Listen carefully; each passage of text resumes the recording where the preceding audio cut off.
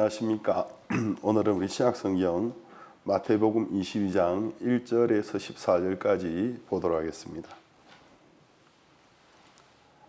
찾으신 줄 알고 제가 읽겠습니다.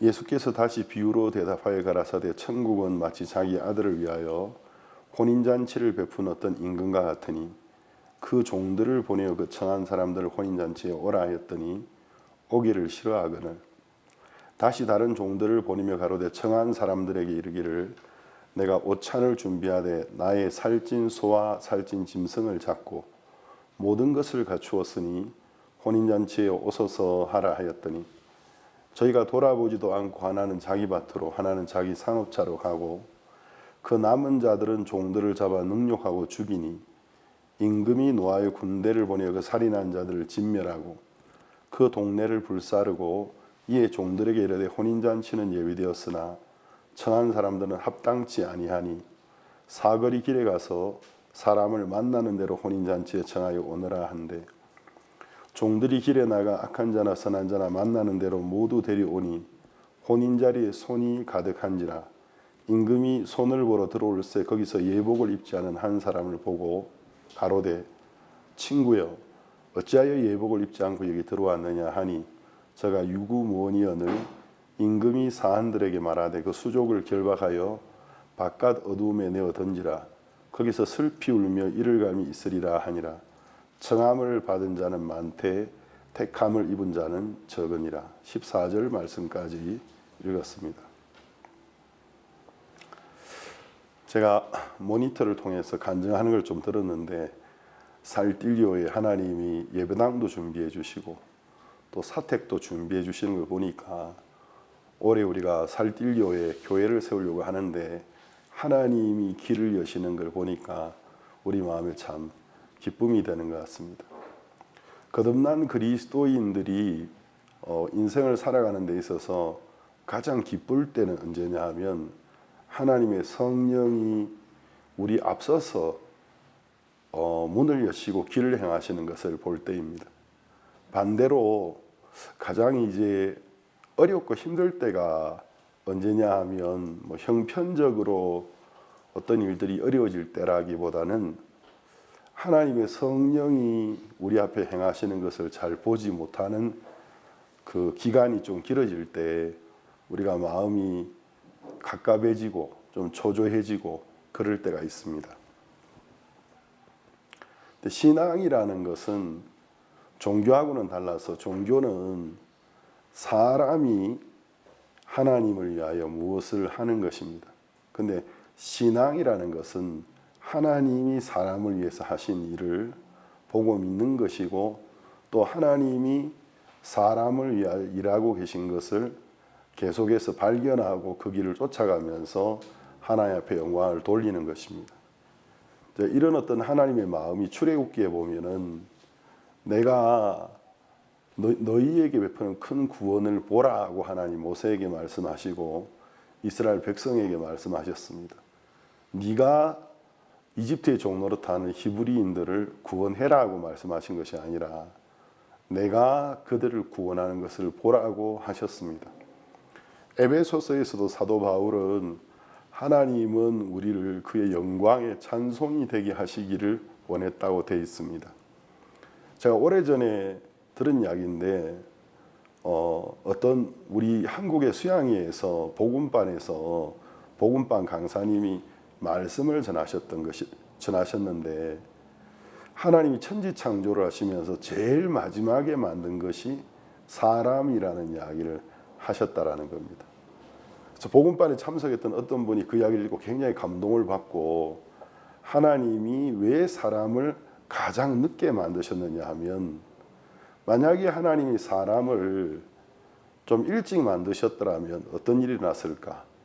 사람이 하나님이 하시는 일들에 얼마나 토시를 많이 달고 간섭을 많이 했겠습니까? 하나님 이 바다가 너무 깊습니다. 이 바다가 깊은 거 빠져 죽을까 겁납니다.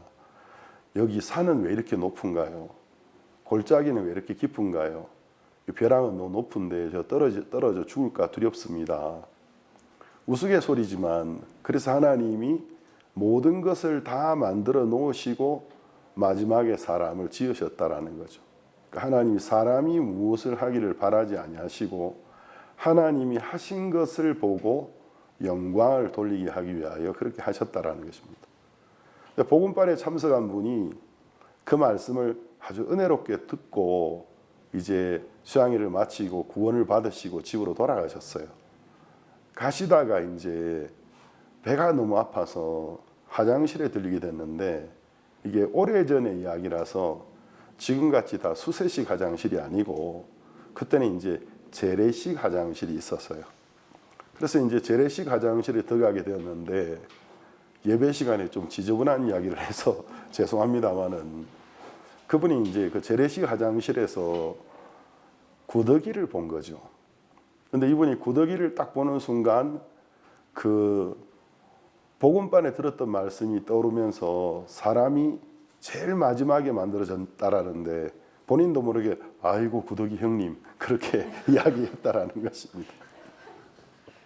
하도 오래전에 들어가지고 이게 20-30년은 더 전에 제가 이야기 같은데 하나님이 사람을 만드실 때 그 사람이 고생하고 수고하고 해서 뭔가를 이루는 것을 보고 싶어서 만드신 것이 아니고 하나님의 영광의 찬송이 되게 하시기 위하여 만드셨다라는 것입니다.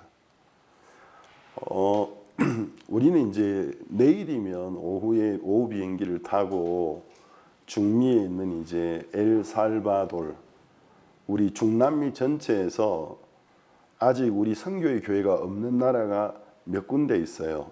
남미에는 남미 그 베네수엘라 위쪽에 그 구석에 보면은 이름도 좀 이렇게 외우기 힘든 몇몇 나라가 있어요. 영어와 불어를 쓰는 나라. 그래서 그 언어 때문에 남미 대륙에 있으면서도 주목을 전혀 못 받아요. 그 자기 옛날에 식민지로 삼았던 나라의 언어를 포기하고 스페인어를 제2 외국어로 삼으면 한 1세대, 2세대면 온 국민이 스페인어를 쓸 수 있을 텐데 그렇다면 이제 좋을 텐데 거기에는 아쉽게도 식민지 시대에 그쪽을 식민지화 시킨 나라들의 어떤 경제적인 영향을 받아서 그런지 몰라도 아직은 스페인어권을 쓰지 못해서 교회가 세워지지 못한 나라가 두 군데 있고 중미는 카리브의 이름도 우리가 다 기억하기 힘든 작은 섬나라들을 제외하고는 큰 나라 중에서는 엘살바도르가 쿠바가 현재 우리 선교의 지부가 없습니다. 그래서 오래전부터 야 이제 우리가 엘살바도르가 쿠바에 우리 교회를 세워야 되겠다 그런 마음을 가지고 기도해 오고 있습니다. 사실은 쿠바에는 이미 구원을 받은 성도들이 계세요. 성도들이 계시고 그래서 그분들이 그 왓츠앱이라는 그 카카오톡처럼 외국에는 카카오톡보다도 이 왓츠앱을 굉장히 많이 쓰는데 거기에 보면은 기쁜 소식 선교의 쿠바라는 단체 채팅방을 만들어 놓고 저를 초대를 했어요. 그래서 여기 이미 우리 구원받은 성도들이 있는데 언제 선교사 파송시켜 주시고 교회 세워 줄 겁니까? 그렇게 무언의 압력을 지금 저에게 이제 가하고 있는데 또 그분들 말고도 복음을 들은 목사님들이 계셔서 우리와 함께 일하기를 원하는 분들이 많이 계세요. 근데 우리가 지금 조금 지연하고 있는 이유는 쿠바하고 이제 대한민국이 수교를 맺어가지고 이제 함께 이제 외교 관계를 가지는 나라가 되지기는 했는데 아직은 이제 쿠바에서는 종교 비자가 현재 나오지 않고 선교사가 쿠바에서 이제 직업 비자로서 있을 수가 있고 또 쿠바를 방문했던 한국인들이 비공식적으로 쿠바를 방문하는 방법이 이전부터 있기는 있었어요. 그렇지만 이제 미국 입국을 할 때 쿠바를 방문했던 기록이 있으면 또 미국이 그런 게 굉장히 뛰어나기 때문에 미국 입국이 금지될 수가 있습니다.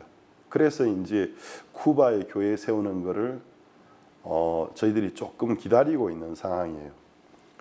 그래 엘살바도르는 중남미 전체에서 가장 치안이 안 좋은 위험한 나라였습니다.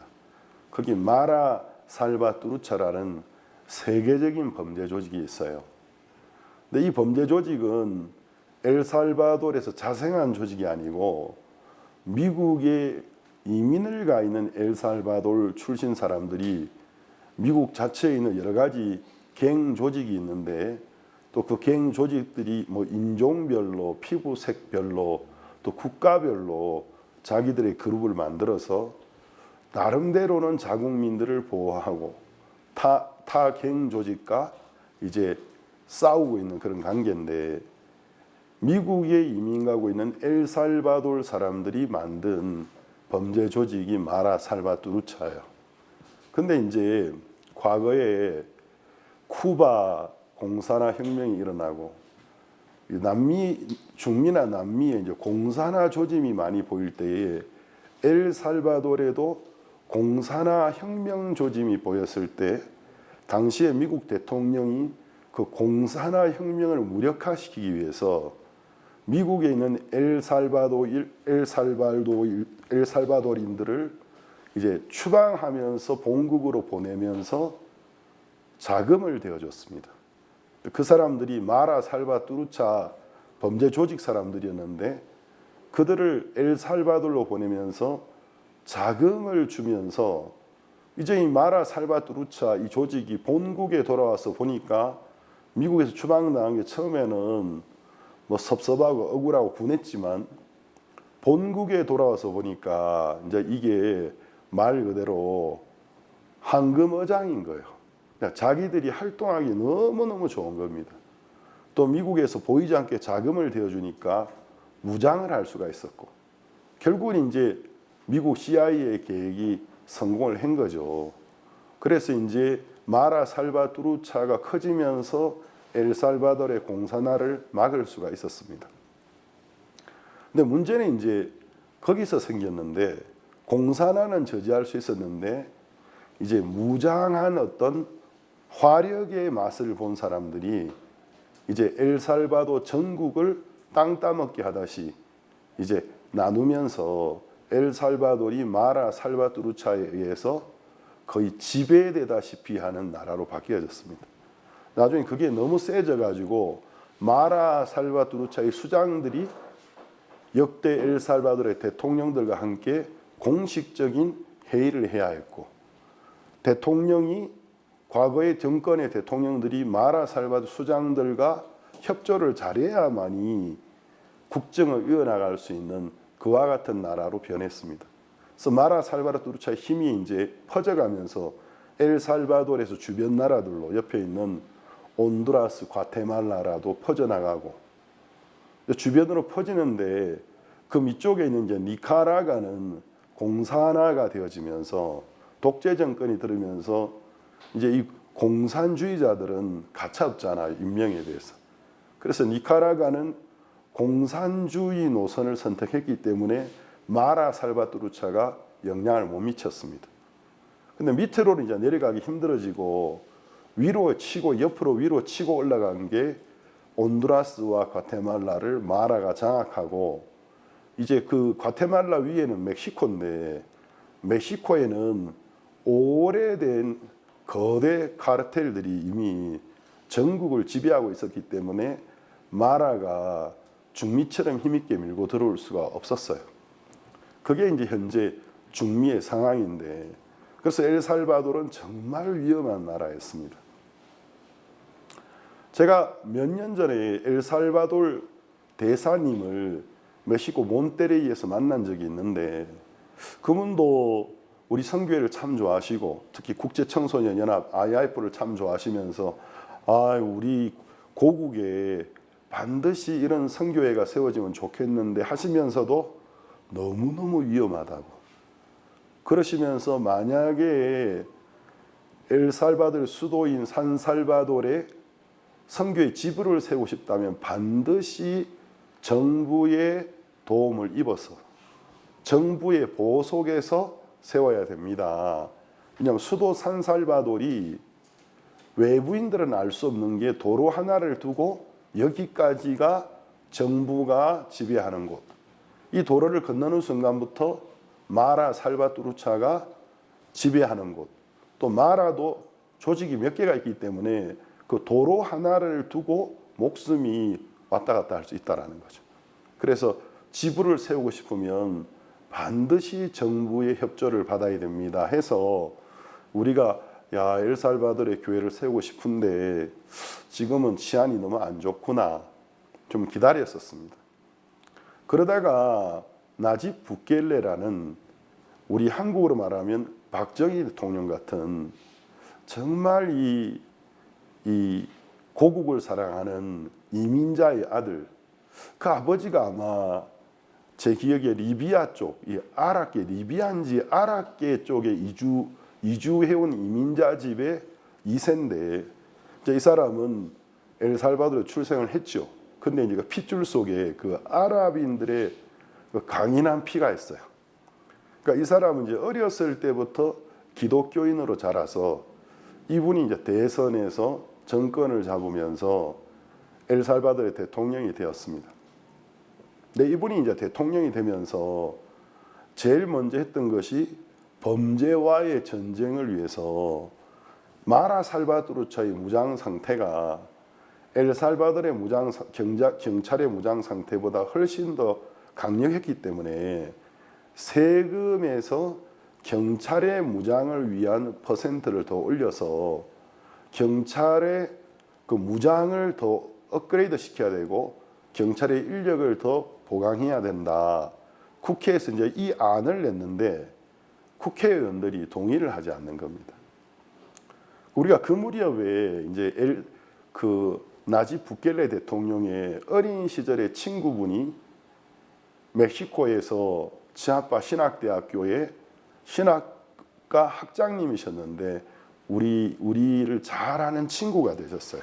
그래서 그분이 그 나집 부켈레가 어린 시절의 친구인데 그렇게 이야기가 되면서 그러면 우리 기본소리 성교회 박옥수 목사님 나집 부켈레 대통령 만날 수 있도록 좀 도와주십시오 해서 이분이 그 대통령님하고는 개인적인 친구니까 연결이 되어져서 대통령이 정식 대통령 비서실을 통해서 박옥수 목사님 초청 공문을 우리에게 보내주었어요.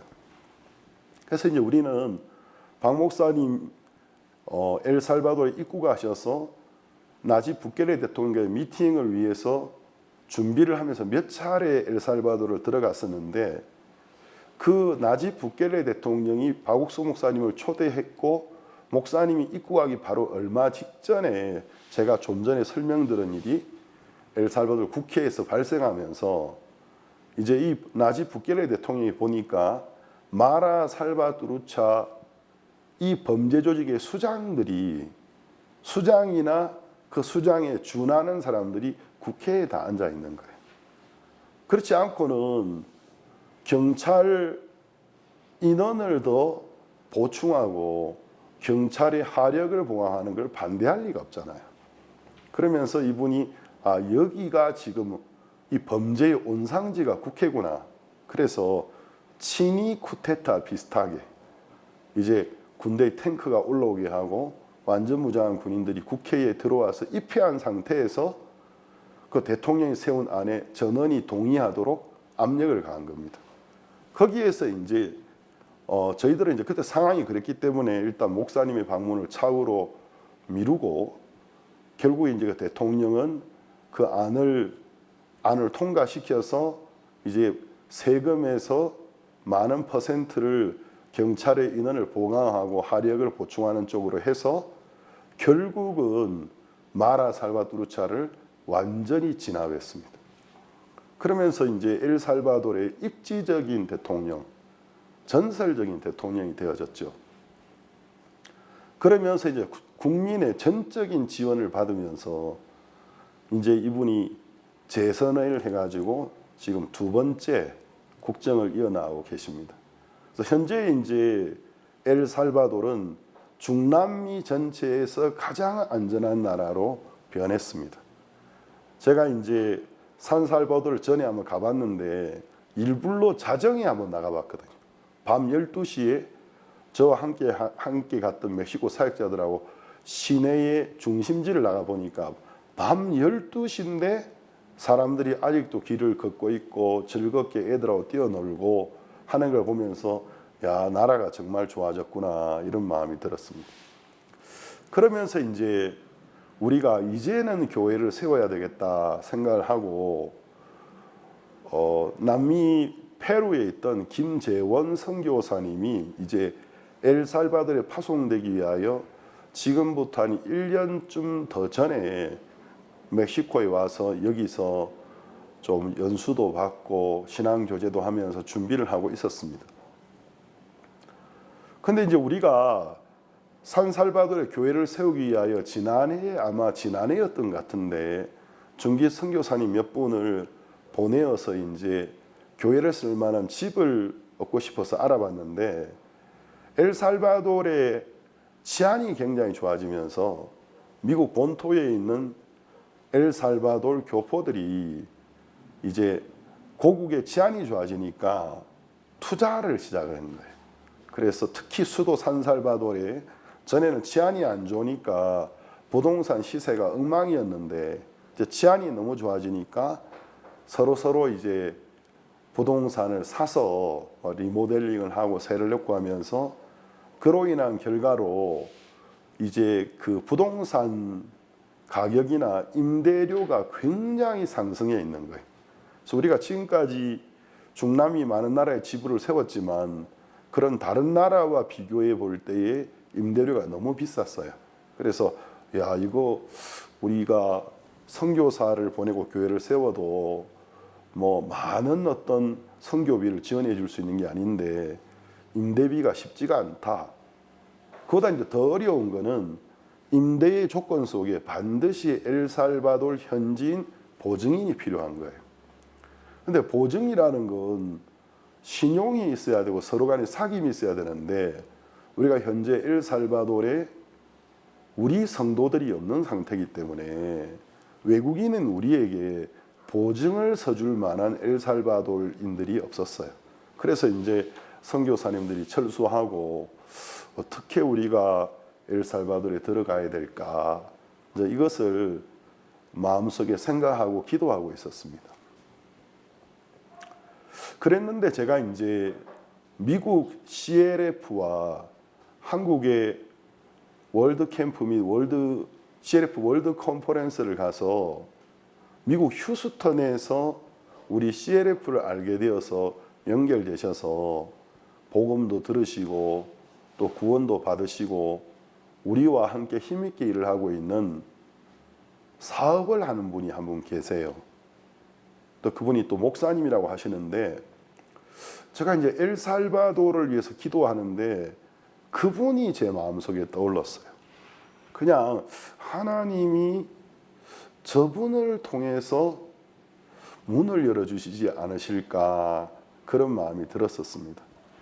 그렇지만 또 미국 CLF에서도 또 그분이 VIP 기빈 중에 한 분이시고 해서 섣불리 이제 개별적으로 연락하는 것을 하지 아니하고 하나님이 기뻐하신다면 저분과 자연스럽게 만날 수 있는 기회를 만들어 주시겠다 그런 마음을 가지고 한 번도 제가 뭐 문자나 전화를 드리지 않고 그냥 기다렸습니다. 그랬었는데 아마 지난해인가 이분이 멕시코에 무슨 일이 있어서 오시게 됐는데 우리 멕시코에 이제 CLF 기독교 지도자 연합 멕시코 이제 담당자가 지금 현재 멕시코주 쿠아우티틀란 센트로에서 사역하고 계신 에두아르도 아렐리아노 목사님인데 에두아르도 아렐리아노 목사님도 저와 함께 이제 미국 CLF도 가셨고 한국 월드 캠프도 가셨기 때문에 거기서 이분을 이제 사귀어 놓았던 거예요. 근데 이제 이분의 성함이 이제 올란드 목사님인데 올란드 델시라는 목사님인데 이분이 멕시코에 입국하시면서 이분이 이제 경제적으로 이렇게 아주 여유가 있고 재력이 있는 분이기 때문에 사실은 호텔에서 숙박을 하실 수 있는 분인데 에두아르도 목사님에 전화를 해서 목사님 저를 좀 픽업해 주시고 제가 멕시코에 있는 동안에 목사님 댁에 좀 머물 수 있습니까? 이렇게 연락을 하신 거예요. 그래서 이제 에두아르도 목사님 제게 메시지를 보내셨더라고요. 목사님, 그 올란도 목사님이 개인적인 사정으로 멕시코를 오셨는데 저한테 이렇게 연락을 주셨습니다 하길래 제 마음에 생각하고 기도하고 있던 바였기 때문에 그러면 픽업해 드리고 목사님 댁에 모시라고 그러면서 이제 그분이 본인의 일도 보시면서 에두아르도 목사님이 또 옆에서 케어해 주시면서 굉장히 좋은 시간을 멕시코에서 보내고 돌아가셨어요. 그리고 지금부터 한 달 전쯤에 약 한 달 전쯤에 갑자기 그 올란도 목사님께 다시 에두아르도 목사님께 연락이 온 거예요. 연락이 와서 내가 내일 멕시코에서 명예 박사학위를 수여해 주겠다고 해서 한 대학을 가야 되는데 목사님 제가 멕시코 들어가면 다시 저를 좀 픽업해 주시고 목사님 댁에 머물 수 있습니까? 이렇게 연락이 왔다라는 거예요. 제가 이제 그 이야기를 듣는 순간 하나님이 이분을 우리에게로 보내시는구나, 나에게로 보내시는구나 그 마음이 들었습니다. 그래서 에두아르도 목사님께 그러면 픽업해 드리겠다고 하고 목사님 올란도 목사님 댁에 좀 모십시오. 그래서 결국 그분이 이제 들어오시게 되었어요. 알고 봤더니 멕시코 우남대학가 멕시코 국립대로서 멕시코 최고의 대학이고 세계 랭킹에서도 이제 100위 안에 드는 대학이에요. 아주 명문대인데 그 우남대에서는 아무한테나 명예 박사학위를 잘 안 주는데 그 우남대에서 이 목사님에게 엘살바도르에서 한 어떤 업적 때문에 명예 박사학위를 드리기로 결정했다고 하더라고요. 저는 이분이 엘살바도르에서 휴스턴에 사시는데 엘살바도르 자주 방문하셔도 엘살바도르에서 무슨 일 하고 계신지는 잘 몰랐는데 우남대에서 그 공헌을 인정해서 명예 박사학위를 주는 걸 보니까 이분이 큰 일을 하고 계신 것 같더라고요. 그래서 이제 그 다음 날 오후에 명예 박사학위를 받으시는데 터울이 좀 있어서 제가 이제 명예 박사학위 받는 거 축하도 해드릴 겸 우리 사택에 이분을 초대해서 음식을 대접했습니다. 그래서 우리 집사람하고 여기 있는 몇몇 한인 선교사 부사역자 사모들하고 아침부터 좀 이렇게 부지런하게 해가지고 뭐 잡채도 준비하고 불고기도 준비하고 또 이분이 매운 거 드신지 몰라서 불고기 그다음 제육볶음도 좀 매콤하게 준비하고 하고 이제 오셔가지고 식사하면서 이런저런 이야기를 했습니다.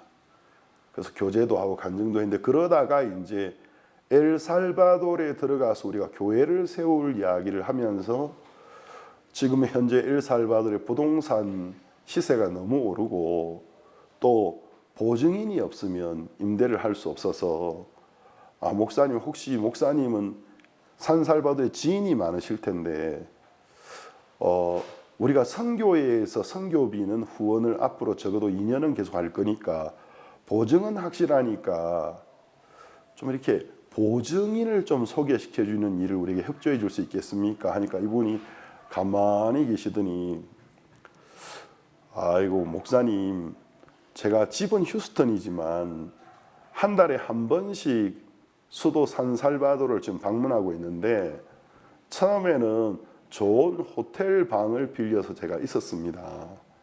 근데 몇 번 가다 보니까 호텔이 암만 좋아도 좀 지겹고 해서 한 달에 한 번씩은 제가 산살바도르를 방문해야 돼서 집을 하나 임대를 해놨습니다. 산살바도르에.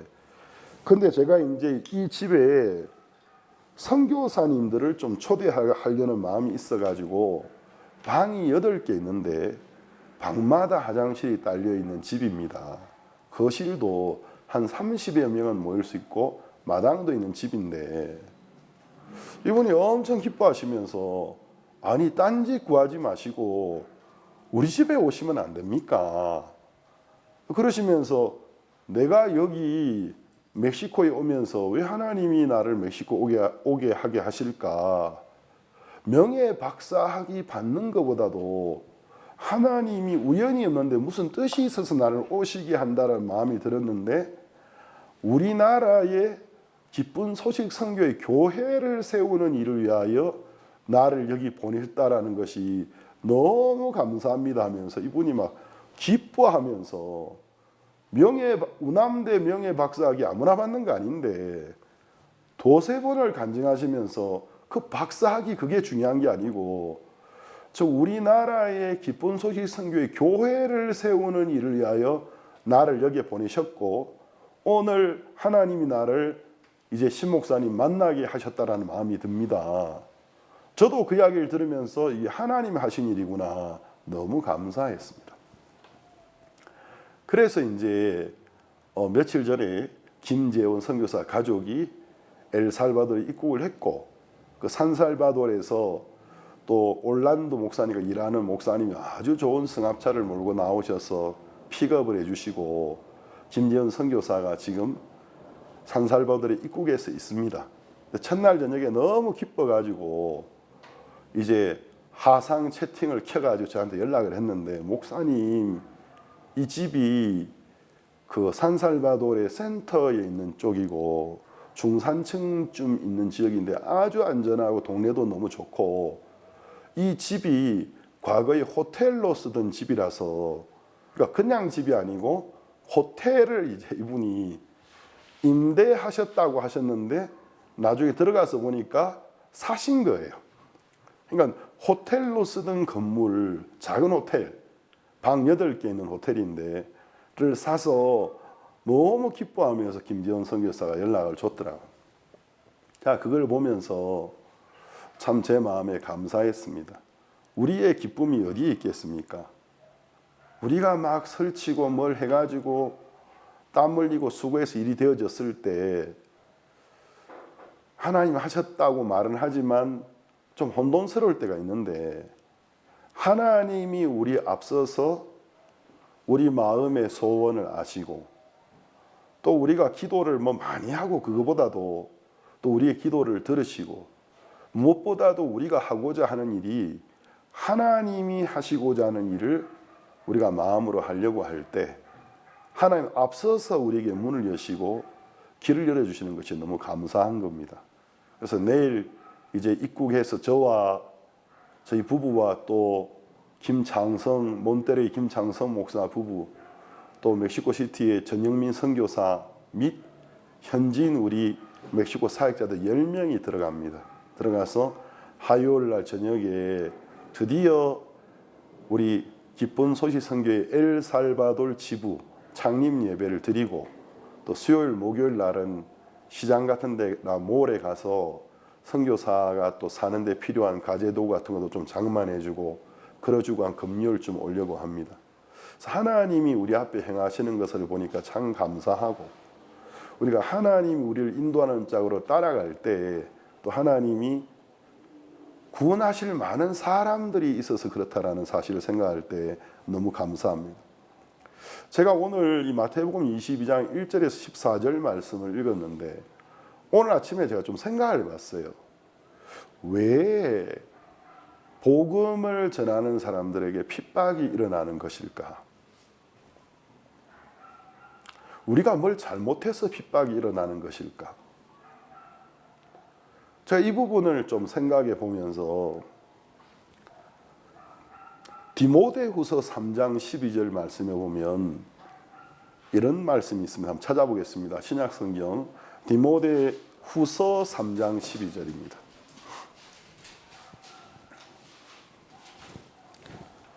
이건 사도 바울이 이제 그 사랑하는 제자 디모데에게 보낸 글인데 디모데후서 3장 12절 무릇 그리스도 예수 안에서 경건하게 살고자 하는 자는 핍박을 받으리라. 그러니까 이 말씀을 좀 생각해 보면 이해가 잘 안 돼요. 그리스도 예수 안에서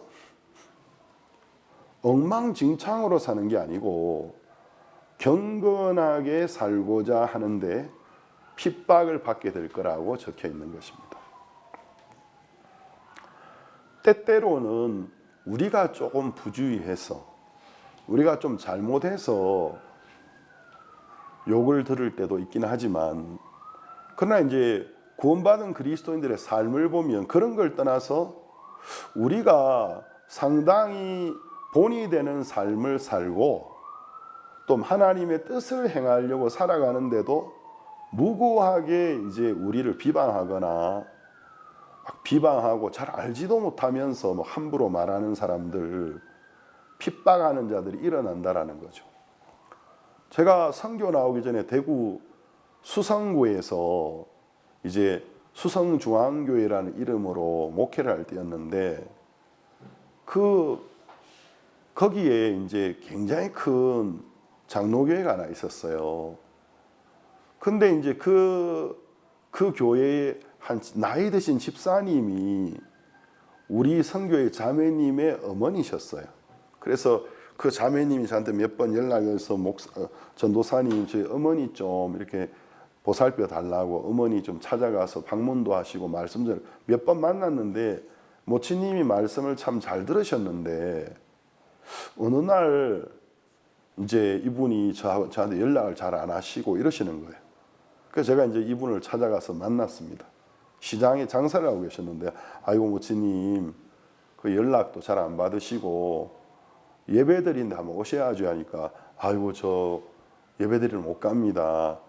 왜요? 했더니, 아니 우리 교회 목사님이 주일 예배 마치고 강고 시간에 수성중앙교회는 이단교회다.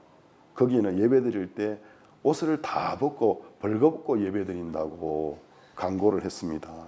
그래서 제가 너무 기가 차가지고, 제가 그 교회 담임 전도사인데, 아니 모치님 어디 저기 무슨 설악산, 지리산, 사람들이 찾아오기도 힘든 산 속에 철조망 2중 3중으로 쳐놓고 격리시설 만들어 놓고 거기에 사람들이 모여서 예배를 드린다면 거기서 뭐 예배를 드릴 때 벌거벗고 드리든 뭐란, 그게 말이 되지. 아니 대도시 한가운데 많은 사람들이 있는 곳에 건물을 임대해서 교회를 드리는데, 아니 거기에서 창문이, 지금 우리 교회 창문이 얼마나 큰데, 큰 창문이 몇 개인데 예배 때마다 창문 열어놓고 예배 드리는데 거기에서 벌거벗고 예배 드린다는 게 말이 됩니까? 하니까, 아 그거야 제가 잘 알지요. 근데 우리 목사님이 예배 마치고 전체 앞에서 강고 시간에 그렇게 말을 했기 때문에 제가 그 교회를 가면 사람들이 그렇게 생각하기 때문에 제가 못 가는 겁니다. 그렇게 이야기하셔서 제가 그날 돌아오면서 좀 씁쓸하기도 하고, 그런 사람이 무슨 목사인가. 전혀 근거 없는 이야기를, 한 번도 와보지도 않았고 알아보지도 않은 사람이 그렇게 다른 교회를 비방하는 사람이 무슨 목회자의 양심이 있는 사람인가? 그런 사람이 어떻게 많은 사람들을 인도할 수 있는 사람인가? 교회도 꼭 정치처럼 기득권이 되어지면 이렇게 함부로 하는 것인가? 그런 생각이 든 적이 있습니다. 제가 이제 복음을 증거하면서 그런 일을 참 많이 겪어봤어요. 제가 이 기쁜 소식 선교회 안에 몸담은 지가 만 41년째를 향해서 가고 있습니다. 한국식으로는 벌써 41년이 넘었죠. 만으로 40년을 넘겼으니까. 그럼 제가 이 기쁜 소식 선교회 안에 있으면서 우리 선교회에서는 회개할 필요가 없다고 가르친다. 말 같지도 않은 소리를 하는 겁니다.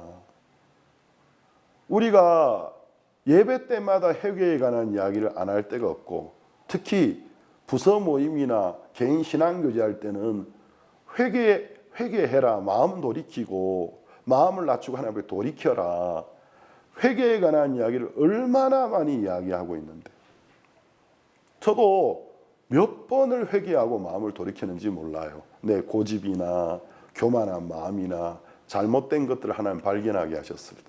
그리고 예수님의 피를 의지하고 다시 하나님의 말씀을 의지해서 은혜를 입고 살아가고 있는데, 또 기쁜 소식 선교회는 막 죄지어도 된다고 가르친다더라. 그런 교회가 어디 있습니까? 저도 자식이 있는 학부모고 이제 애들이 다 커서 손주가 넷이나 있습니다. 아니, 교회에서 막 죄지어도 된다고 가르치는 교회라면 거기 왜 몸담고 있겠습니까? 말 같지도 않은 이야기를 하는 거예요. 또 기쁜 소식 선교회는 깨달으면 구원받는다 하더라. 깨달아서 구원받는 게 아니고 깨닫고 믿어서 구원받는 겁니다.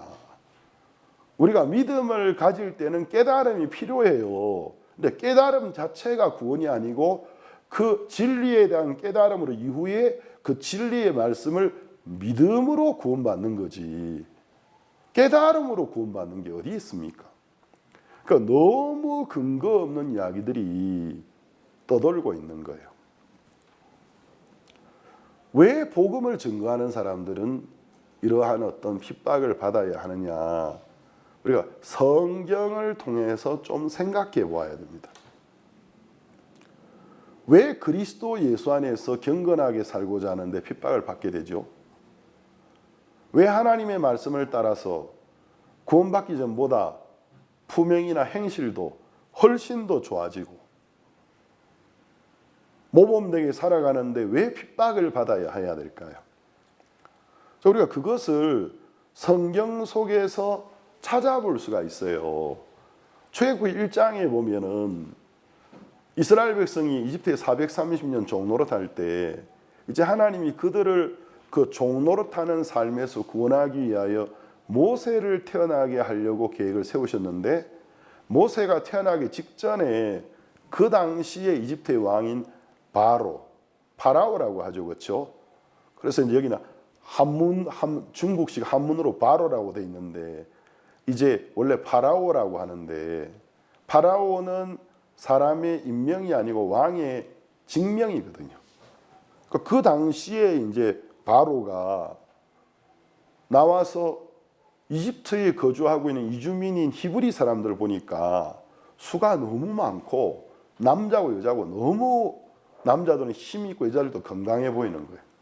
그걸 보면서 아니, 적국이 쳐들어 전쟁이 일어난다면 이 히브리 사람들이 적국과 합쳐서 우리를 결국 무너뜨리지 않을까 두려운 마음이 생기면서, 지금부터는 히브리 남자아이가 태어나면은 산파들이 그 아이를 다 죽이라는 법을 세운 이야기가 나오고 있어요. 그래서 모세도 태어나자마자 죽을 수밖에 없는 운명이었는데 하나님의 특별한 섭리에 의해서 생명이 보존되고 나중에는 이스라엘 사람들을 이집트에서 구원하는 하나님의 훌륭한 종이 된 이야기가 나오고 있습니다. 신약 성경 마태복음 2장에도 보면 그 당시 유대와 갈릴리의 왕이었던 헤롯 대왕이 헤롯 왕조의 첫 번째 왕이에요. 그래서 헤롯 대왕이라고 하는데, 헤롯 대왕이 예루살렘의 왕으로 있을 때에 동방에서 온 박사들이 예루살렘을 방문하면서, 이분들은 별을 연구하는 사람들이었는데 이스라엘의 세상을 다스릴 큰 왕이 태어나는 별을 보았다고, 그 별빛을 보고 왔다고 동방의 박사들이 왔어요. 근데 동방의 박사들이 예루살렘에 왔을 때 온 예루살렘이 소동했다고 돼 있어요. 그게 뭐 카톨릭에서 가르쳐 주는 대로 동방 박사 3명이 왔다면 3명 때문에 한 도시가 다 소동이 일어났겠습니까? 성경 어디에도 박사의 수가 안 나와요. 아기 예수님께 선물을 준 게 3개이기 때문에 박사가 3명이라고 가정하는 사람들이 있는데 그건 전설이고, 동방의 박사들이 들어왔을 때의 대상이었어요. 그러니까 이제 이들이 들어왔을 때 온 예루살렘이 소동했고, 요즘 말로 하면 핫 이슈인데, 그들이 이제 예루살렘 헤롯 왕의 궁궐에 와서 유대인의 왕으로 나신 이가 어디 있느냐, 우리가 하늘에서 큰 왕의 별을 보고 왔다고 하니까 난리가 난 겁니다. 그래서 이제 헤롯 왕이 그 유대 그 예루살렘에는 성경을 잘하는 박사들이 많잖아요. 그 박사들을 불러가지고 성경 어디에 이 세상을 다스릴 왕이 나온다는 예언의 말씀이 있느냐? 있습니다. 베들레헴에서 태어난다고 되어 있습니다.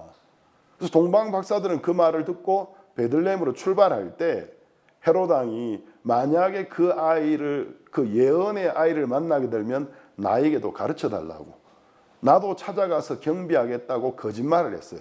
사실은 그 위치를 찾으면 가서 그 어린 아기를 죽이기 위한 것이었습니다.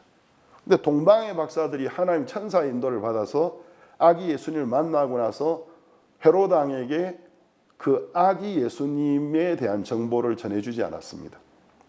그래서 헤롯 왕이 그 동방 박사들이 와서 이야기하면서 그 별을 처음 보았다라는 그 시점부터 계산을 해서 베들레헴에 태어난 2살 미만의 모든 아이를 다, 남자아이를 다 죽이라는 명령을 내립니다.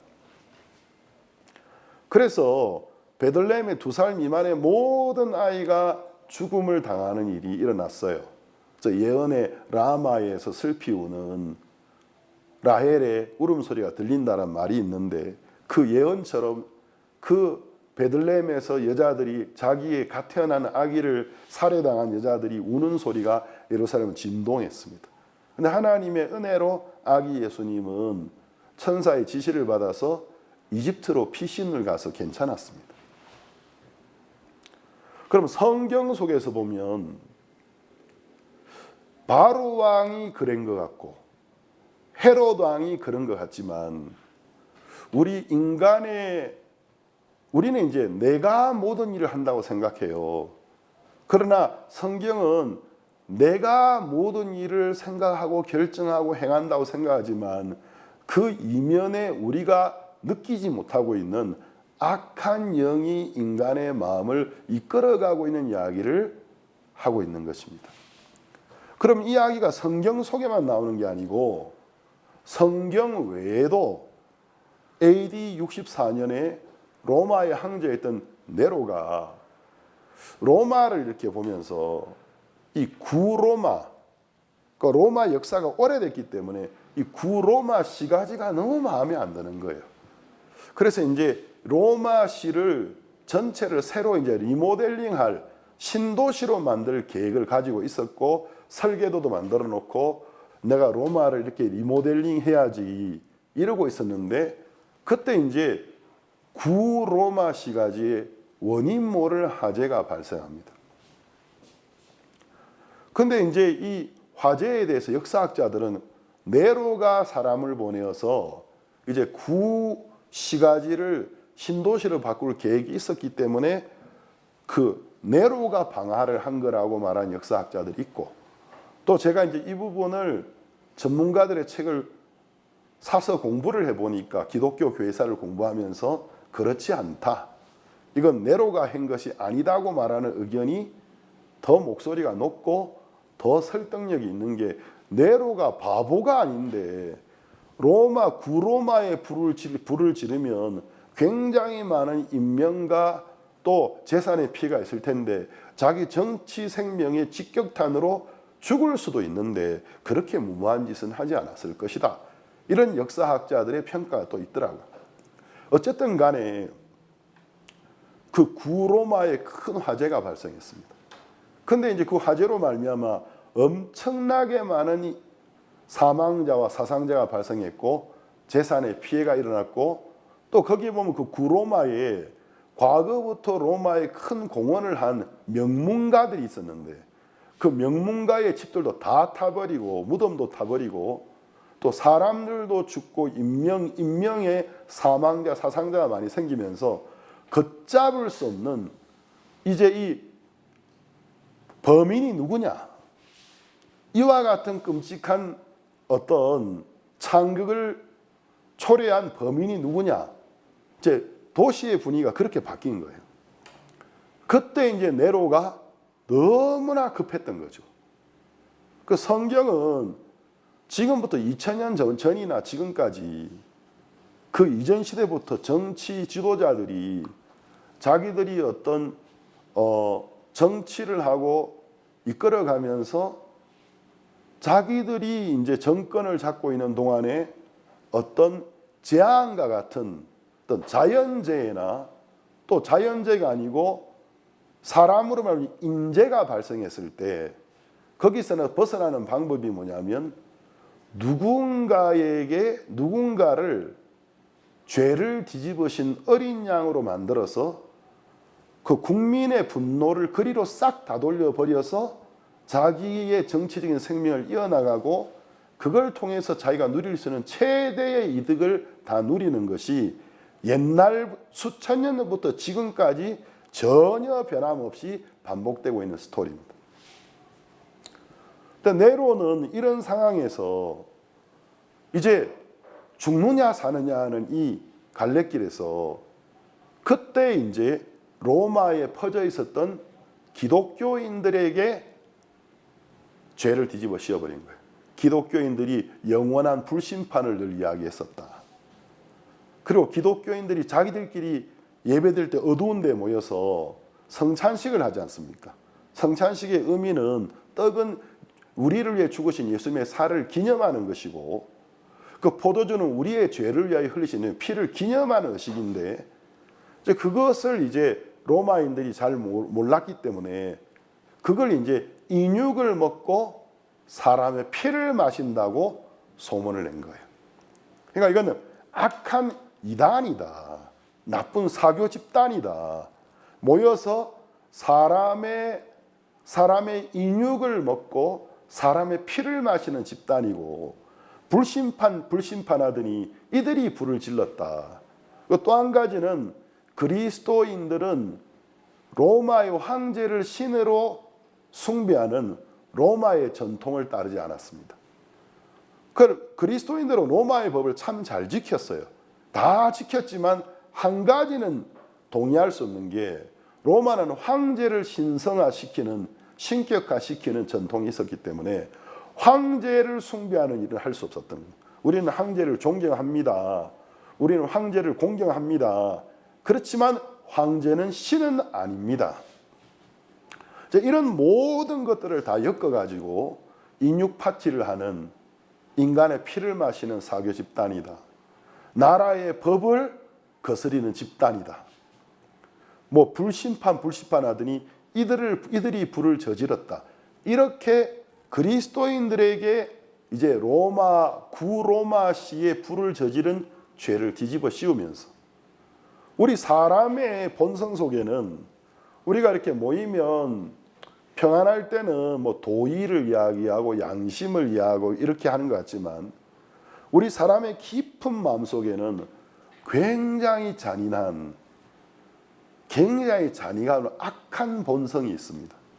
그래서 이제 이와 같은 일들이 터졌을 때에 반드시 많은 피가 흘려지는 걸 봐야만이 만족할 수 있는, 그걸 봐야만이 분노를 가라앉힐 수 있는 악한 본성이 우리 속에 있어요.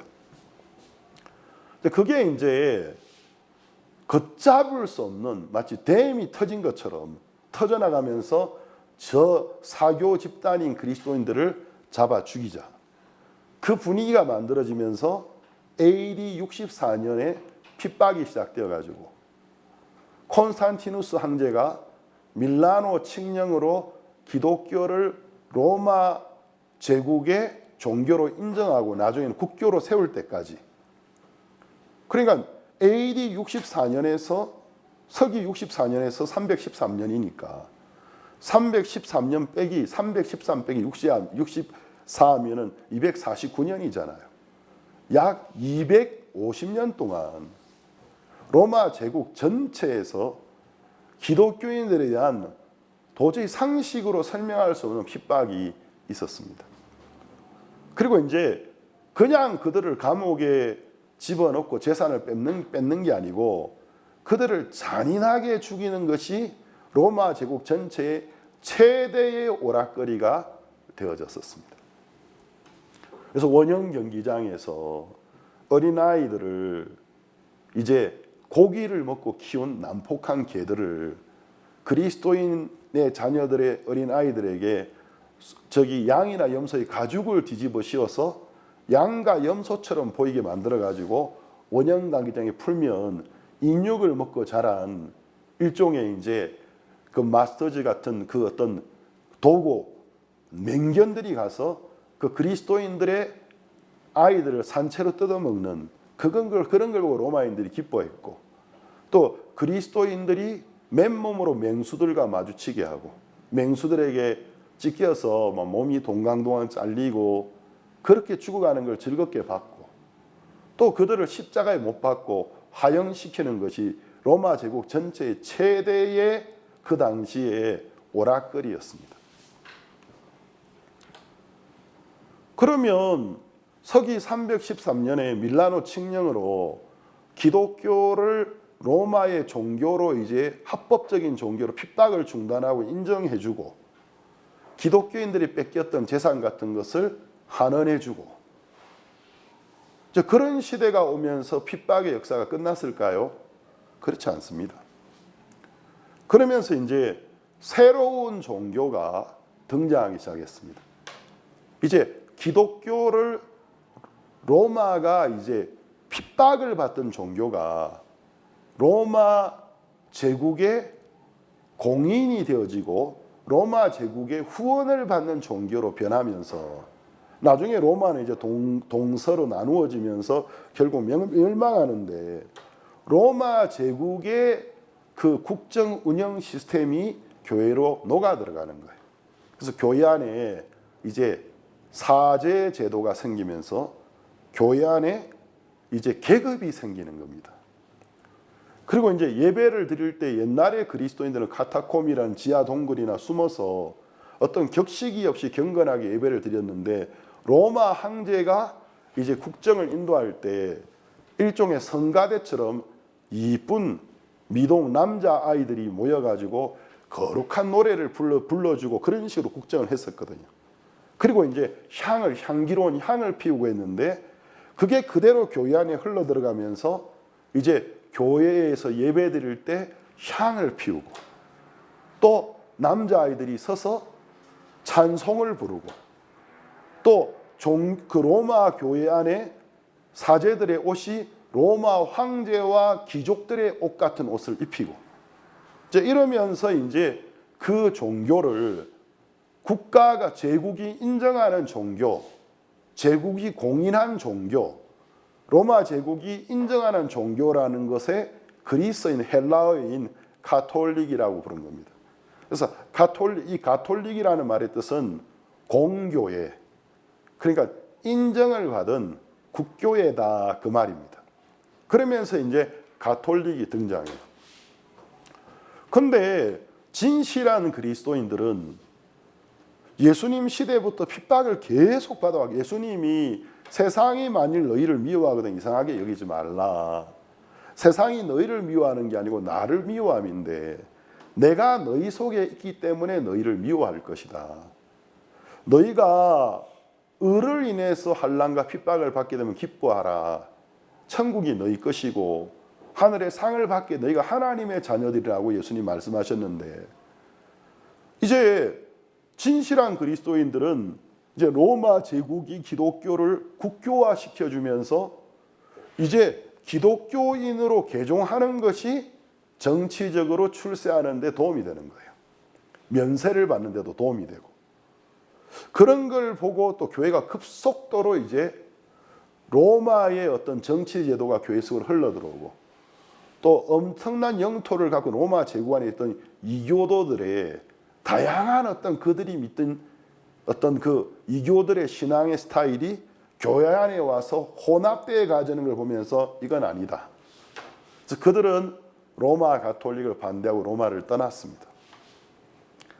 그러면서 결국 로마의 가톨릭이 그 기독교인들을 핍박하는 일이 시작되어졌습니다. 그게 4세기부터 19세기까지. 근데 그 중에서도 12세기에서 19세기까지는 종교재판소라는 걸 만들어 놓고 정말 잔인하게 핍박을 했거든요. 12세기에서 19세기까지. 여러분, 우리 멕시코 사시니까 멕시코 센터에 가면은 시내에 멕시코 종교박물관이 있어요. 거기 가보시면 옛날에 로마 가톨릭이 종교재판소를 통해서 사람들 어떤 식으로 고문했는지 그 기구들이, 끔찍한 기구들이 전시되어 있습니다. 제가 리마에 있을 때 리마에도 보면 리마에 종교재판 박물관이 있어요. 거기 가보면 그 기구들이, 뭐 현대의 고문 기구들은 다 가톨릭이 종교재판소에서 사람들을 재판하는 기구들을 보고 아이디어를 얻어서 현대화시킨 겁니다. 그리고 그 리마의 대통령 궁과 대성당 앞에 있는 대광장을 그 플라사 데 아르마라고 하는데 그 지하 전체가 감옥이었습니다. 종교재판소에 사람들을 가두고 고문하던 감옥이었습니다. 멕시코도 똑같을 거예요. 그러면은 이제 오늘날은 그리스도인들을 핍박하는 핍박의 역사가 끝났을까요? 사단이 회개했을까요? 야, 내가 지난 세월 동안에 너무 독하고 못되게 했다. 나 이제 참회한다. 회개한다. 나도 인권을 이제 중요하게 여기고 나도 이제 인류애가 뭔지를 좀 배우겠다. 그럴까요? 전혀 그렇지 않습니다. 서기 517년 종교개혁 이후에 어떤 일이 일어났느냐 하면 이단이라는 말 남발되기 시작했습니다. 그럼 이제 이 이단이라는 말은 성경의 주축이 되는 뼈대를 이룬 기본 진리를 부인할 때 이단이 되는 거예요.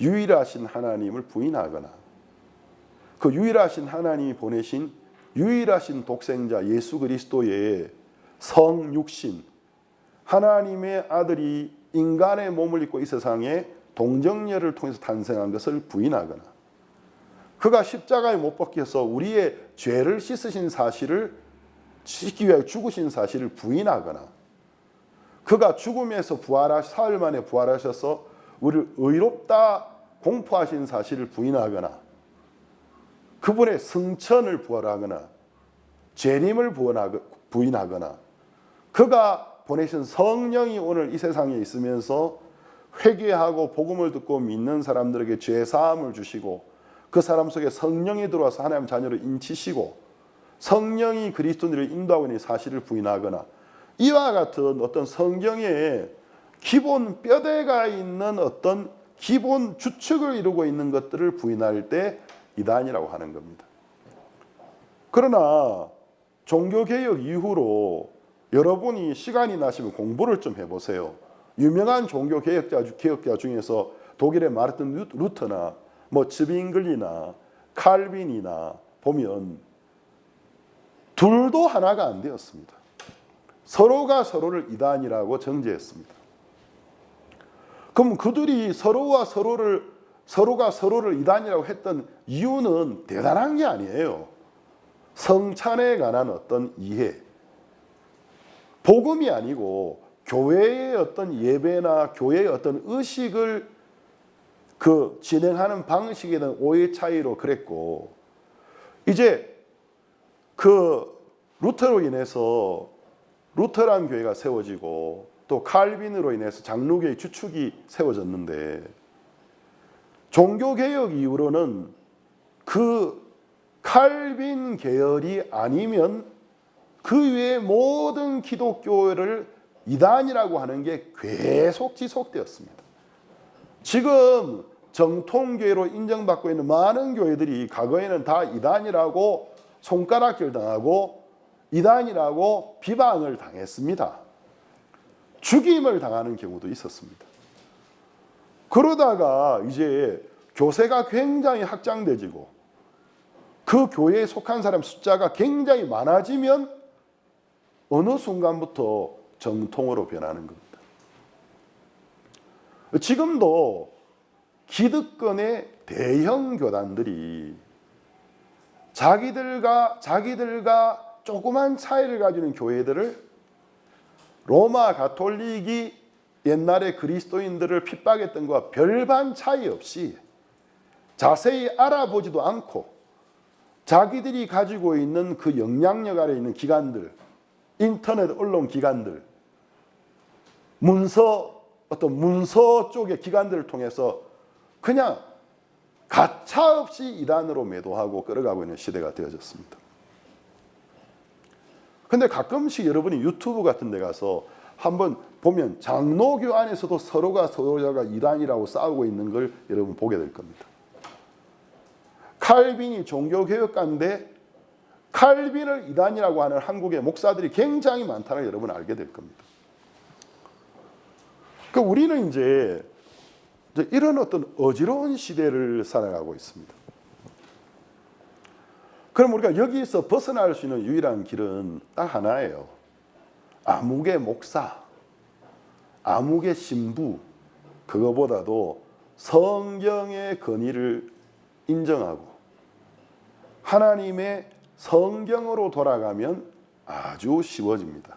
답이 나옵니다. 하나로 합쳐질 수 있는 길이 보입니다. 제가 이 중남미 전체에서 목회자 협의회, 기독교 협의회, 정말 많은 협의회를 알고 있고 한국으로 하면 한국 기독교 총연합, 한기총 이런 거죠. 제가 많은 단체를 알고 있고 단체장님들이 저희 친구들입니다. 제가 거기 갈 때마다 가장 큰 의제가 뭔지 아세요? 그리스도의 몸의 연합입니다. 항상 모임하면 그리스도의 몸이 연합되게 해야 됩니다. 우니피카시온 델 쿠에르포 델 그리스도 해가지고 스페인어인데 한국말로 그리스도의 몸을 하나로 합쳐야 됩니다. 그게 가장 큰 의제예요. 그걸 다른 말로 하면 무슨 말이냐면 둘도 하나가 안 되고 있다는 것입니다. 그럼 목소리 큰 사람이 정통이 되는 겁니까? 숫자가 많으면 정통이 되는 겁니까? 숫자가 많아져 가지고 여러 기관이 생기고 언론 회사도 한두 개 생기고 문서 또 회사도 한두 개 산하에 들어오면 그걸 통해 언론을 장악할 수 있으면 그게 정통인 겁니까? 진리로 갈 수 있는 길은 딱 하나밖에 없어요. 하나님의 말씀의 권위를 인정하고 하나님의 말씀 앞에 복종하면 모든 건 쉬워집니다. 제가 오늘 읽은 이 임금님의 아들이 혼인잔치 비유를 보면 예수님이 이제 우리에게 뭘 이야기하고 있느냐 하면 상식으로 좀 이해가 안 되는 이야기를 하고 있어요. 22장 1절에서 3절을 보면 예수께서 다시 비유로 대답하여 가라사대 천국은 마치 자기 아들을 위하여 혼인잔치를 베푼 어떤 임금과 같으니 그 종들을 보내어 그 청한 사람들 혼인잔치에 오라 하였더니 오기를 싫어하거늘. 자, 예수님이 천국은 마치 어떤 사람이 어떤 임금이 자기의 하나밖에 없는 아들을 위하여 혼인잔치를 베푸는 것과 같다. 임금이 이제 자기 하나밖에 없는 아들의 혼인잔치가 다가오니까 어떤 백성들에게 잔치에 초대하는 초청장을 보내었어요. 이제 혼인잔치 날이 다가오니까 초청장 받은 사람들을 다시 한번 격려하고 오게 하기 위해서 종들을 보내었습니다. 근데 여기에 보면은 3절에 보면 그 종들을 보내어 그 청한 사람들을 혼인잔치에 오라 하였더니 오기를 싫어하거늘 이렇게 되어 있습니다. 만약에 대한민국의 대통령이 멕시코의 대통령이 저에게 국가의 굉장히 중요한 어떤 행사에 기빈으로 초대를 한다면 제가 왜 안 가겠습니까? 제 스케줄에 다른 선약이 있을지라도 그 선약을 차후로 미루고 양해를 구하고 미루고 그 모임은 제가 꼭 갈 겁니다. 근데 이것은 뭐 지금 같은 민주주의 정치 기반도 아니고 전제주의 왕권 시대의 이야기인데 임금님의 하나밖에 없는 아들의 혼인잔치에 초대를 받았다라는 건 이건 영광인 겁니다. 임금님이 나를 초대했다는 날 특별한 사람으로 생각했다라는 거죠. 그리고 이제 혼인잔치가 다가오니까 종들을 보내어서 지난번에 초청장 받으셨죠. 몇 월 며칠 몇 시에 왕궁 어디에서 혼인잔치가 있습니다. 오시면 좋겠습니다 하면 얼마나 우리가 영광스럽게 생각하고 가겠습니까? 근데 여기 보면은 그 종들을 보내어 그 청한 사람들 혼인잔치에 오라 하였더니 오기를 싫어하거늘 이렇게 돼 있어요. 이것은 우리의 어떤 보편적인 상식에 맞지 않는 이야기입니다. 자, 그러면 여기 청함, 초청을 받은 사람들이 왜 가기를 싫어했을까요? 임금님이 나쁜 임금이라서요. 왕자가 품행이 나쁜 아주 나쁜 왕자라서요. 그건 우리가 알 수 없어요. 그러나 이건 일단 상식에 맞지 않습니다. 그럼 우리가 22장 4절에서 6절까지 한번 보겠습니다. 자, 임금님이 종들이 돌아왔어요. 임금님, 지난번에 초청을 받았던 사람들이 잔치에 오기가 싫다고 합니다. 뭐라고? 그럴 리가 없을 텐데. 내가 이 나라의 임금인데 내가 초대했는데 무슨 나쁜 행사도 아니고 내 하나밖에 없는 아들이 결혼하는 날 내가 잔치를 파티를 베푸는데 오기를 싫어한다고? 이거 뭔가 오해가 있을 거야. 그래서 임금님이 나름대로 궁리를 해본 거예요.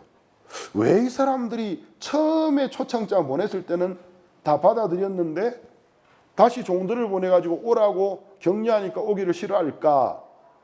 임금님 편에 생각해 보니까 혹시 왕자의 혼인잔치인데 왕자의 혼인잔치에 올라 그러면 그 잔치의 성격에 맞는 예복이 있어야 되는데 대부분의 백성들이 굉장히 가난하기 때문에 이 잔치에 올 만한 어떤 예복이 없어서 부담스러워하는 게 아닐까. 또 왕자의 혼인잔치에 오는데 선물이라도 하나 사와야 될 텐데 지금 먹고 살기도 어려운 백성들이 선물을 어디서 구하겠습니까? 너무 초라한 선물을 가지고 오기 미안하니까 그래서 부담스러워하는 것이 아닐까. 임금님이 궁리를 했어요. 그래서 두 번째 종들을 보내면서 우리가 24장 4절에서 6절까지 읽어보면 임금님이 나름대로 애쓰신 걸 우리가 알 수 있어요. 다시 다른 종들을 보내며 가로되 청한 사람들에게 이르기를 내가 오찬을 준비하되 잘 보세요. 나의 소와 살찐 짐승을 잡고 그 다음 모든 것을 갖추었으니 혼인잔치에 오셔서 하라 하였더니 저희가 돌아보지도 않고 하나는 자기 밭으로 하나는 자기 상업자를 가고 그 남은 자들은 종들을 잡아 능욕하고 그러니까 욕을 먹이고 그 다음 죽이니라고 적혀 있는 것입니다. 자, 임금님은 혹시나 백성들이 뭔가를 오해하고 있는 것이 아닐까. 내가 일반 백성들을 초대할 때는 내가 그 사람들 가난한 거 아는데 아주 이렇게 가난하고 겨우겨우 살아가는 내가 알고 있는데 내가 저 사람들 앞에 왕자의 혼인잔치 올만한 격에 맞는 예복을 사서 입고 오라. 내가 그런 말 하고 싶지 않았고 선물을 기대한 게 아니고 나는 꼭 그 사람들 아니라도 왕자의 우리 결혼식 날 외국 이웃 나라의 국빈들, 대사들, 왕들이 진짜 좋은 선물들도 많이 들고 오고 하는데 내가 백성을 초대했던 건 그냥 나의 기쁨에 참여하게 하기 위함인데 뭔가 오해한 게 아닐까. 그래서 보낼 때 모든 걸 준비하였으니 오소서. 너희들이 가서 소와 살찐 짐승과 음식과 그 외에 이 파티에 참석하는 데 필요한 모든 걸 준비했으니까 오기만 하면 된다고 이야기해라. 가서 종들이 그렇게 이야기했더니 그래요 하고 기뻐하고 오는 게 아니고 저희가 돌아보지도 않고 하나는 자기 밭으로 하나는 자기 상업자로 가고 거기에서 끝난 게 아니고 그 남은 자들은 종들을 잡아서 욕을 먹이고 그 다음 죽이니 돼 있는 거죠. 그래서 이제 종들이 돌아왔는데 붕대를 감고 막 피 흘린 흔적을 가지고 그리고 많은 종들이 안 보이고 어떻게 된 거야?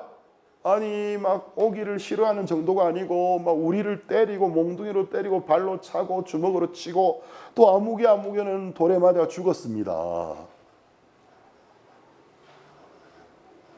이게 지금 상식적으로 이해가 안 되는 이야기입니다. 자, 그러면 이 백성은 임금이 마음만 먹으면 그 백성들을 벌할 수 있는 권한이 있는 사람이라는 걸 생각하지 못한 겁니까? 마태복음 22장 7절을 보겠습니다. 임금이 노하여 군대를 보내어 그 살인한 자들을 진멸하고 그 동네를 불사르고. 아니 이렇게 될 거라는 거 몰랐느냐는 거죠. 그런 짓을 저지르면 임금이 군대를 보고 그들을 벌할 능력이 있다는 사실을 망각했냐는 것입니다. 이렇게 하면 결국 임금이 기뻐서 그들을 초대했다가 결국 노하여 군대를 보내어 그들을 진멸시키고 그들의 동네를 불사를 만한 권한이 있다는 걸 몰랐느냐는 거죠. 그런데 이건 예수님이 천국은 마치 이와 같다고 비유를 드신 겁니다.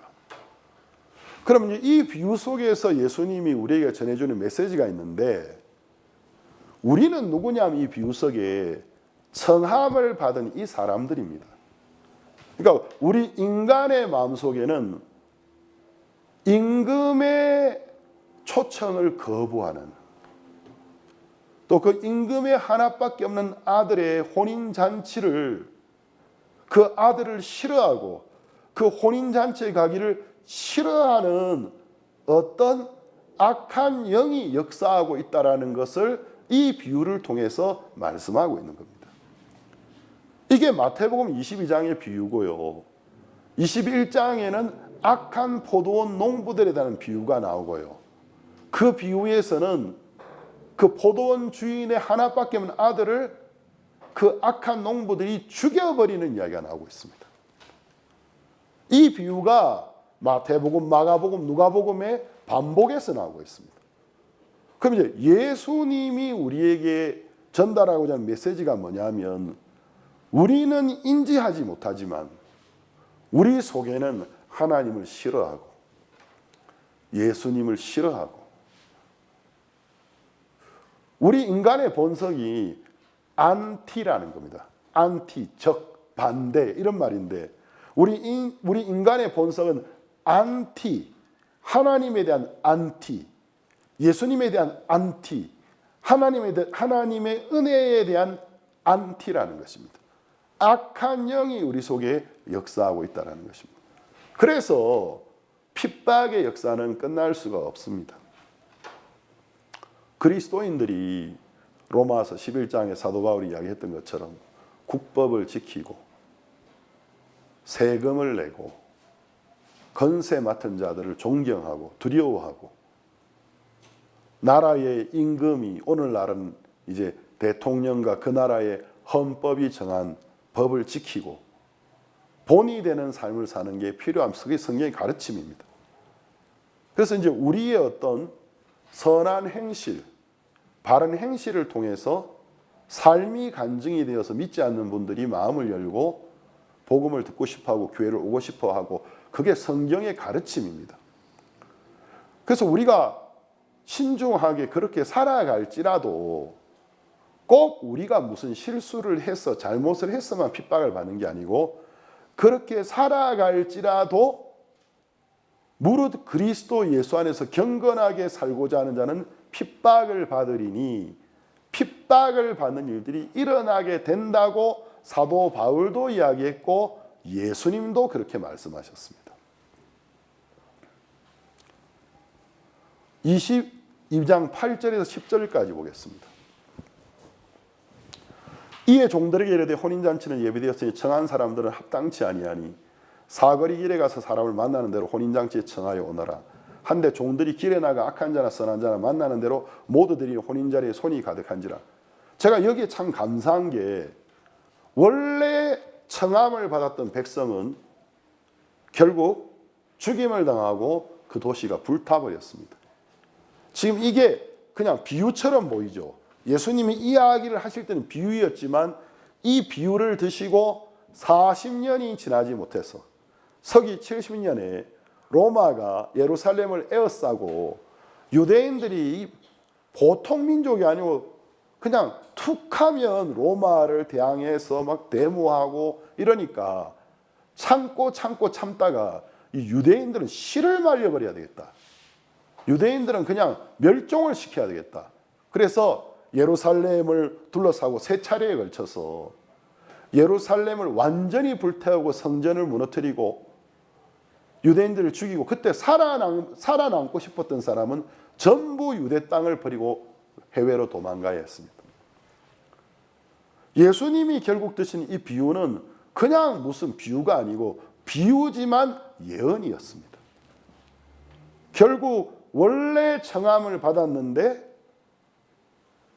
임금님의 아들의 혼인잔치에 합당하지 않아서 죽임을 당하고 불태워진 도시는 유대인들을 말하고 있는 것입니다.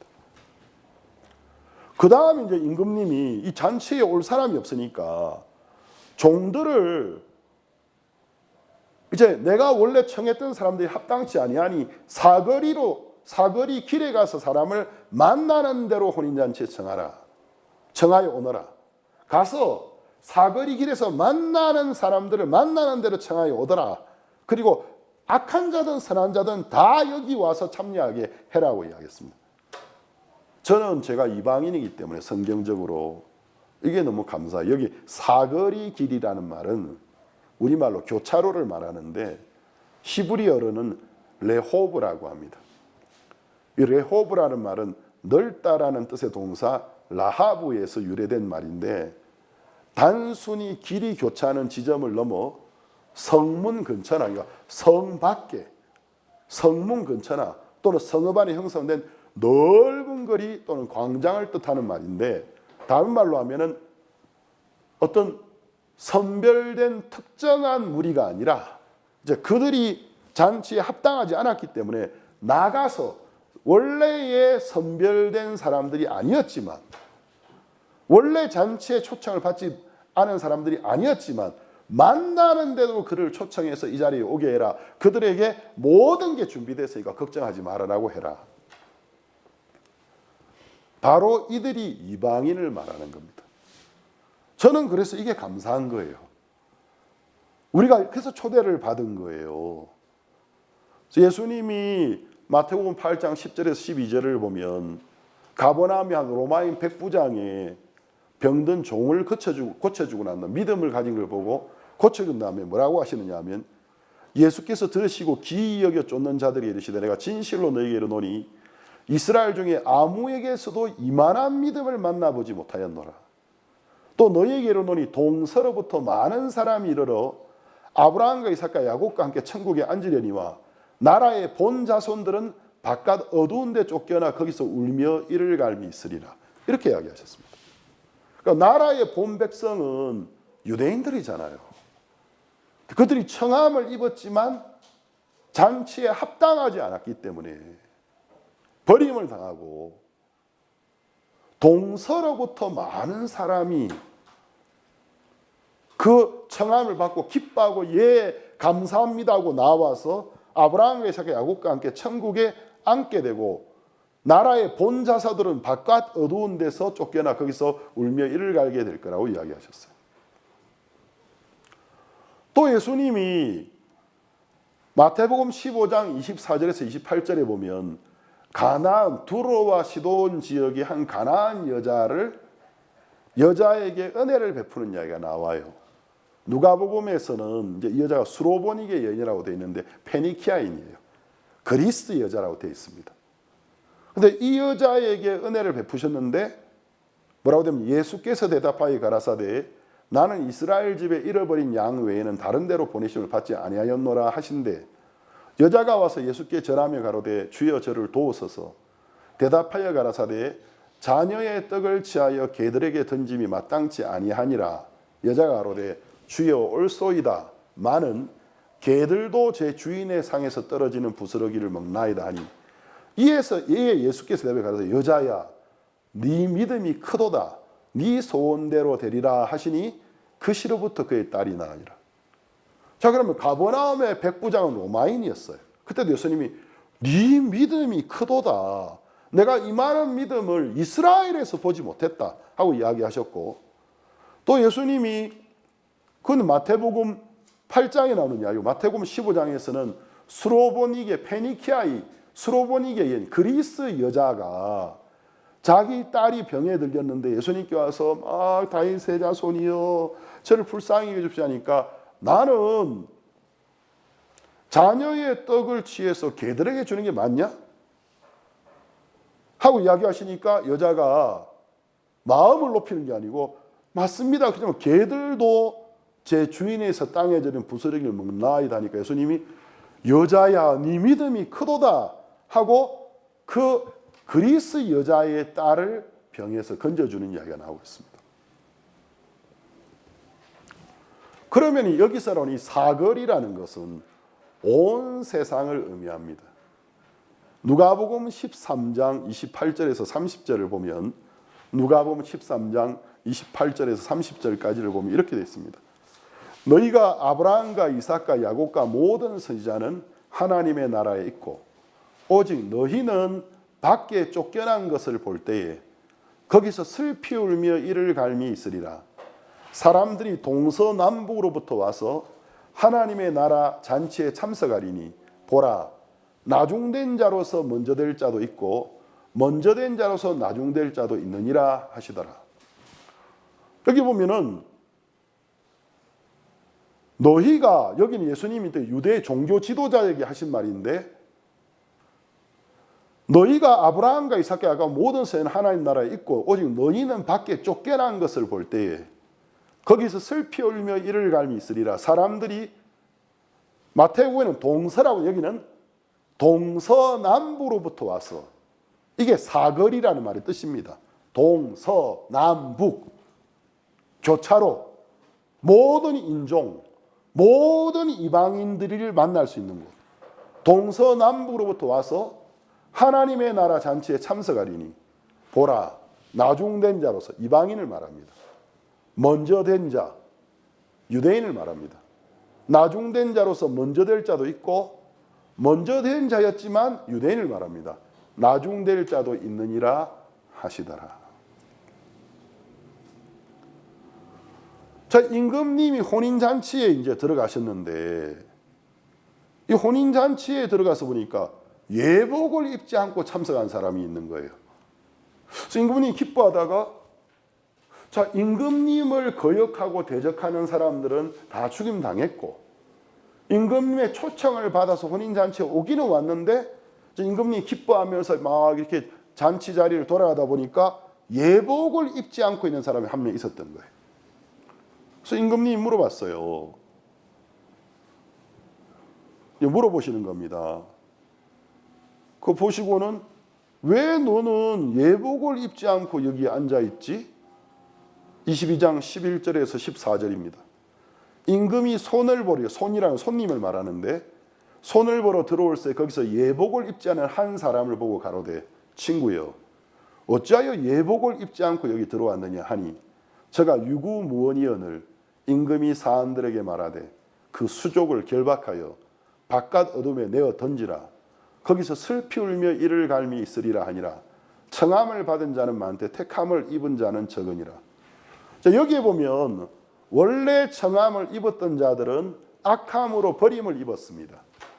지금 이제 임금님의 아들이 혼인잔치에 와서 있는 사람들은 이방인들을 말하는 거예요.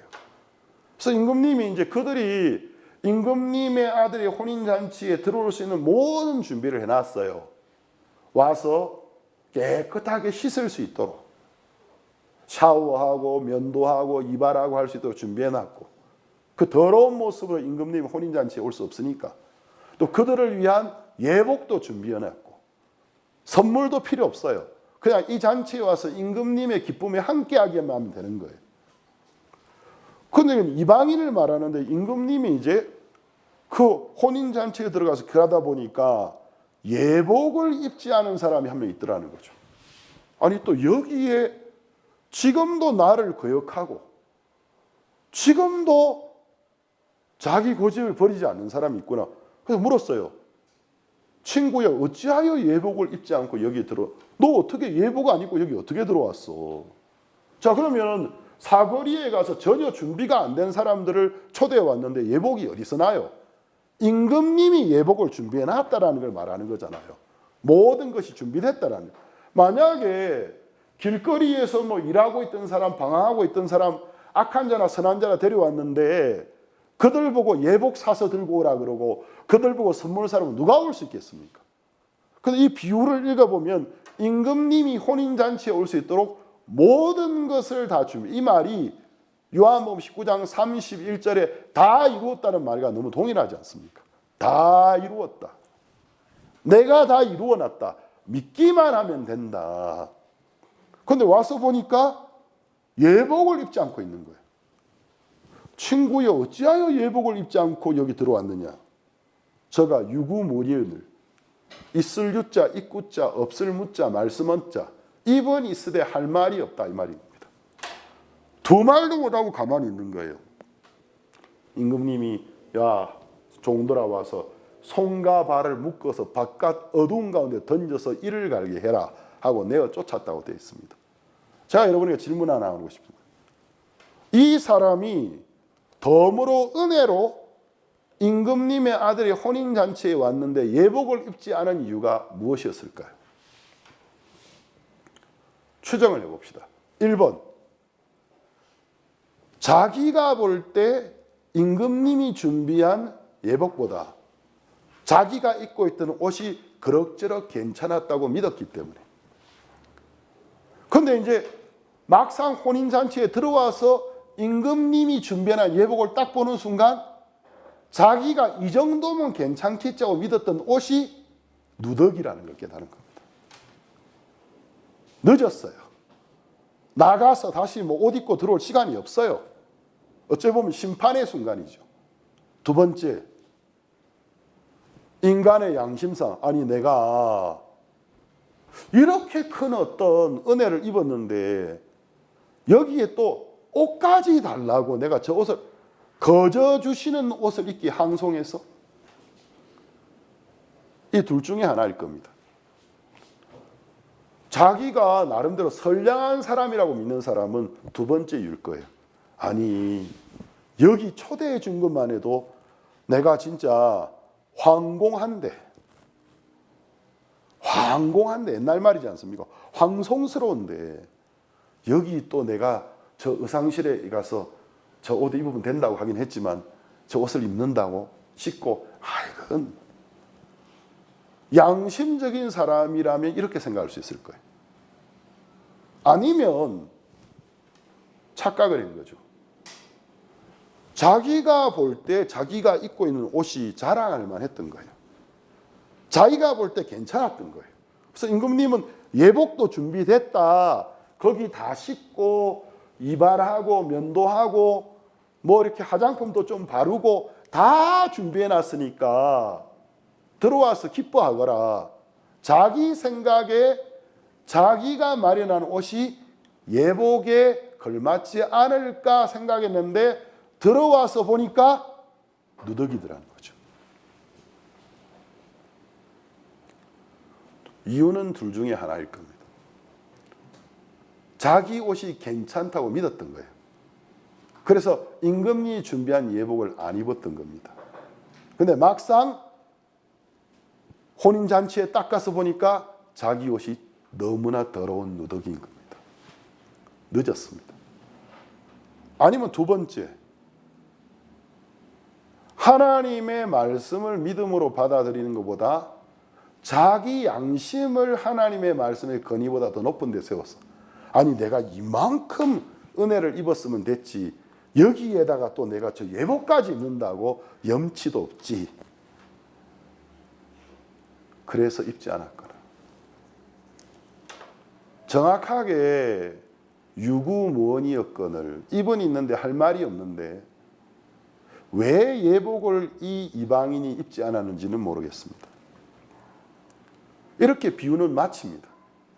그러니까 우리가 이 비유 속에서 알 수 있는 것은 우리 인간의 마음속에는 하나님의 초청을 거절하고 하나님이 다 이루어 놓으신 구원의 선물을 믿기 싫어하고 받아들이기 싫어하는 악한 영이 역사하고 있습니다. 두 번째, 나름대로 복음을 듣고 나름대로 성경에 관한 초청을 받았을지라도 자기 양심의 소리를 내려놓기를 싫어합니다. 양심보다 더 높은 권위에 있는 것이 하나님의 양심으로 기록된 말씀인데 자기 양심을 하나님의 양심보다 더 깨끗하다고 믿고 더 높다고 믿고 있는 것입니다. 결국 그래서 하나님의 말씀의 권위를 받아들이지 못하는 것입니다. 오늘 이 비유의 끝은 무엇을 이야기해 주고 있습니까? 청함을 받은 사람은 많되 택함을 입은 사람은 적다. 그 사람이 유대인이든 소수의 유대인이든 자격 없었던 우리 이방인이든 간에 하나님의 말씀과 다른 자신의 모든 생각을 버리고 하나님이 그렇다고 하면 그렇구나 하고 하나님의 마음과 마음을 합한 사람들이 청함에 합당하고 하나님의 은혜를 입는다라는 것입니다. 여러분 중에 여러분의 생각이 자기 생각 없는 사람 누가 있겠습니까? 그러나 하나님의 말씀의 권위 앞에서 하나님의 말씀과 다른 자신의 모든 생각을 인간이 버릴 줄 알아야 됩니다. 그 하나님의 마음과 마음을 합할 때 그 청함에 합당한 사람이 되어서 아브라함과 이삭과 야곱과 모든 선지자와 더불어 하나님의 아들 예수 그리스도의 혼인잔치에 그 천국에 앉아서 영광을 누릴 수 있는 것입니다. 또 여러분이 설령 하나님의 큰 애로 구원을 받으셨을지라도 신앙이라는 게 결국 뭐냐면 오늘 이 비유는 우리 속에 우리가 인지하지 못하고 있지만 하나님의 은혜를 거절하는 하나님의 말씀을 거절하게 하고 있는 악한 영이 본능적으로 역사하고 있다는 것입니다. 자, 이 사람은 처음에 청함을 입었는데 악해서 죽임을 당한 본 백성 유대인이 아닙니다. 이 사람은 청함을 받고 응하고 나름대로 오기는 왔어요. 이방인입니다. 그렇지만 마지막 순간에 자기의 생각을 버리지 않았던 거예요. 그래도 그렇지. 우리가 하나님의 큰 은혜를 입어서 우리 생각이 악한 걸 깨닫고 생각을 내려놓고 복음을 믿음으로 받아들여서 하나님이 당신의 아들 예수 그리스도로 말미암아 우리 죄를 다 씻은 걸 믿고 죄의 사함을 받고 구원을 받고 하나님 앞에 은혜로 의인이 되었습니다. 천국에 갈 수 있는 백성이 되었습니다. 그렇지만 신앙생활 속에서 시간이 흘러가면 우리도 모르는 사이에 하나님의 은혜를 거역하고 하나님의 말씀을 거슬리는 생각들이 일어나고 있다는 것입니다. 그럼 참된 신앙은 무엇이겠습니까? 하나님의 말씀과 다른 자신의 모든 생각을 버리고 하나님의 마음과 마음을 합하는 것입니다. 그때 하나님 우리에게 은혜와 복을 내리시는 것입니다. 아멘 앞에 두 사람밖에 안 하시네. 그래야 제가 마칠 수가 있는데 여러분 복 안 받고 싶습니까? 제가 다시 한번 하겠습니다.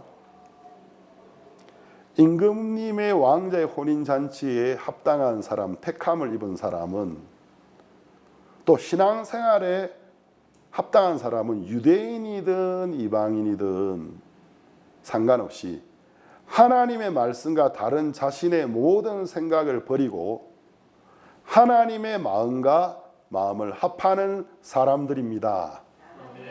아멘 되십니까? 예, 오늘 저기 줌으로 보고 계신 분들은 목소리 안 들리는데 아멘을 이렇게 머리 위에 손을 동그랗게 만드시든지 한 표시해 주세요. 아멘 되십니까? 예. 아멘.